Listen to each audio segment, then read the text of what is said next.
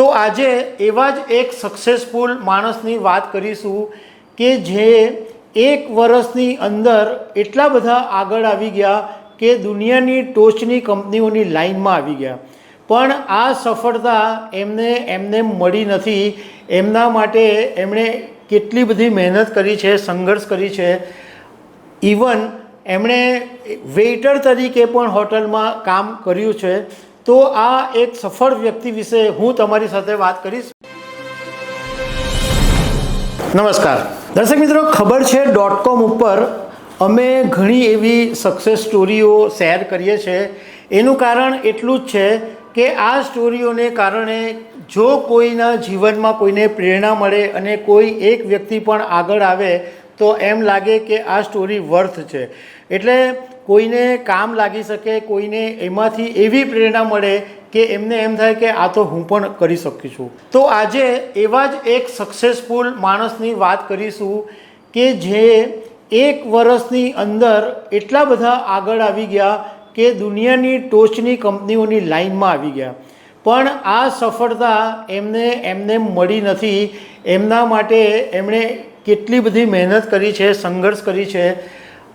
Even એમણે waiter તરીકે પણ હોટલમાં કામ કર્યું છે. તો આ એક સફળ વ્યક્તિ વિશે હું તમારી સાથે વાત કરીશ. મારું નામ રાજેશ શાહ છે અને તમે જોઈ રહ્યા છો ખબર છે .com. દર્શક મિત્રો, સેમિકન્ડક્ટર ચિપ બનાવતી કંપની એનવીડિયાનું નામ તમે સાંભળ્યું હશે. આ એનવીડિયા જે કંપની છે એ અમેરિકાની કંપની છે અને છેલ્લા એક વર્ષની અંદર આ કંપની એટલી બધી ચર્ચામાં આવી છે. એનું કારણ એવું છે કે આ કંપનીએ જે રીતના હરણફાળ ભરી છે અને દુનિયાની જે દિગ્ગજ કંપનીઓ છે એ કંપનીઓની કતારમાં આ કંપની આવીને ઊભી રહી ગઈ છે. આ કંપનીને સફળ બનાવવા માટે અને આ કંપનીમાં આ માણસ જો નહીં હોતે તો એનવીડિયા કોઈ પણ સંજોગોની અંદર સફળ નહીં થતે. તો એ સફળ વ્યક્તિનું નામ છે CEO જેન્સન હુઆંગ. હવે જેન્સન હુઆંગ છે, એમણે એક ઇન્ટરવ્યૂની અંદર હમણાં થોડા સમય પહેલાં જ એક એવી વાત કરેલી કે એમણે એક હોટલની અંદર વેઇટર તરીકે કામ કરેલું. એમણે ડીશની સફાઈ પણ કરેલી અને ટેબલ ઉપર ફૂડ સર્વ કરવાનું પણ કામ કરેલું. સાથે સાથે જેન્સને એક સરસ વાત એ પણ કરી કે આજની તારીખે પણ હું એવું કહી શકું કે મારા જેવું ટેબલ સર્વ અને મારા જેવું ડીશ ધોવાનું કામ, મારા શ્રેષ્ઠ કામ આજે પણ કોઈ કરી શકે તેમ નથી. તો એનો મતલબ એમ થયો કે તે વખતે વેઇટર તરીકેનું કામ પણ એમણે શ્રેષ્ઠ તરીકે કરેલું. એવું નહીં કે વેઇટર છે તો ભાઈ ચલો ગમે તેમ કામ કરી દઈએ. એ કામ પણ એટલું બેસ્ટ રીતે એમણે કરેલું કે ટેબલ સર્વ કરવાની અંદર પણ એમનું નામ હતું. બીજું કે ફોર્બ્સનું જે રિયલ ટાઈમ ઇન્ડેક્સ બિલિયનર્સનું જે લિસ્ટ આવે છે એમાં જેન્સન હુઆંગ અત્યારે દુનિયાના સૌથી અમીર વ્યક્તિઓની અંદર 13મા નંબર ઉપર છે અને એમની જે નેટવર્થ છે એ $113.2 બિલિયન જેટલી છે.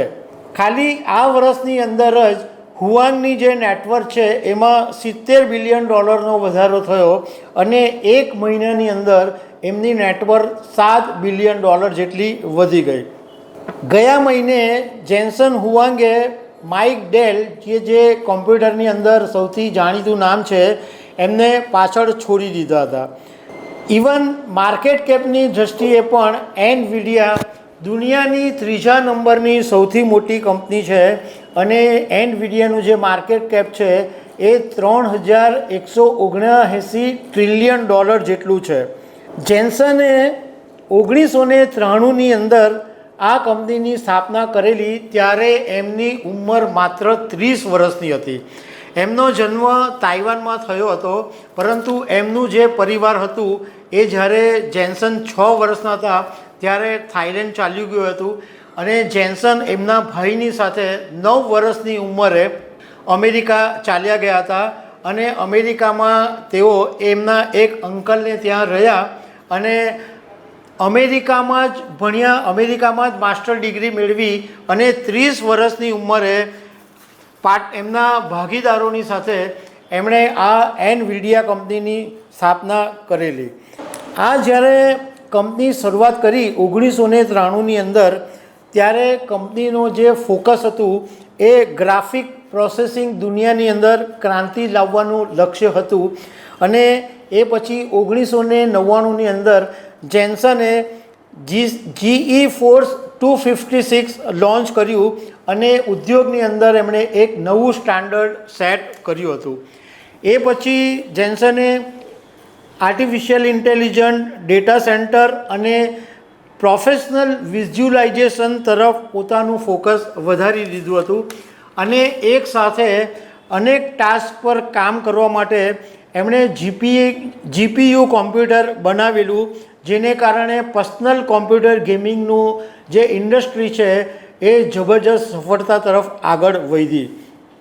આ જે GPU કોમ્પ્યુટર્સ છે એ રોબોટ સેલ્ફ ડ્રાઇવિંગ કારોના બ્રેઇન તરીકે કામ કરે છે. તો દર્શક મિત્રો, આ જેન્સન હુઆંગ છે એ આજે આટલી સફળતાની ટોચ પર પહોંચ્યા છે, પરંતુ એ પહેલાં એમણે એક વેઇટર તરીકે પણ એમણે કામ કર્યું છે. તો દર્શક મિત્રો, આવી અનેક વાતો સાથે અમે તમને મળતા રહીશું. Thank you very much.